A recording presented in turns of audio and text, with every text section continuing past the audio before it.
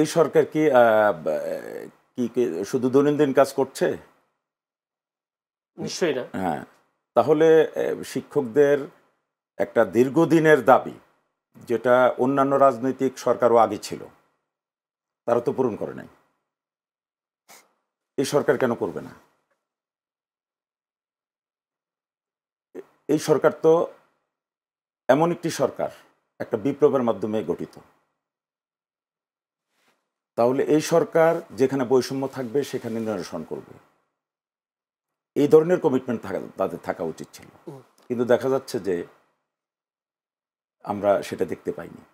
এখন পর্যন্ত তাদের মধ্যে আমরা অনেক চেষ্টা করেছি। সচিবালয়ে আমরা সাধারণ শিক্ষক মানুষ, সচিবালয়ে পাস পাওয়া, ঢুকা অনেক কঠিন ব্যাপার, যেখানে একবার শিক্ষক নেতারাও পান না।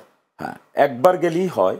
সেখানে কিন্তু আমরা বারবার সচিবালয়ে গিয়ে আমাদের কোনো অ্যাপ্লিকেশনের কি অবস্থা সেটা জানতে হয়। কিন্তু এগুলো কিন্তু অতি সহজেই একটা ডেস্কে বসে যিনি উপসচিব পদমর্যাদার কর্মকর্তা, উনি কিন্তু শেষ করে দিতে পারেন সহজে।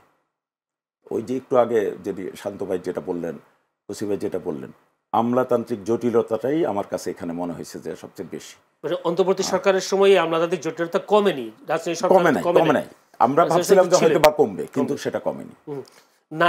এখন আপনাদের দাবিটা কি? মানে এখন তো আপনার দাবি পূরণ হয় নাই, এখন আপনারা আজকেও শহীদ মিনারে আপনার অবস্থান নিয়েছেন, আগামীকালকে পরিকল্পনা, আমাদের বিশ্বাস দাবিটা পূরণ হবে। যেহেতু সরকারের পক্ষ থেকে কোন আশ্বাস পেয়েছেন?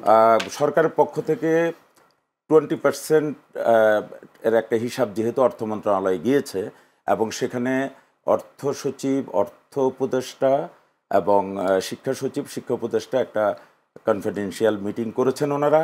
কিন্তু মিটিং করে সময় ছিল না ওনারা, এটার বোধহয় সম্ভবত কি হয়েছে আমরা জানি না।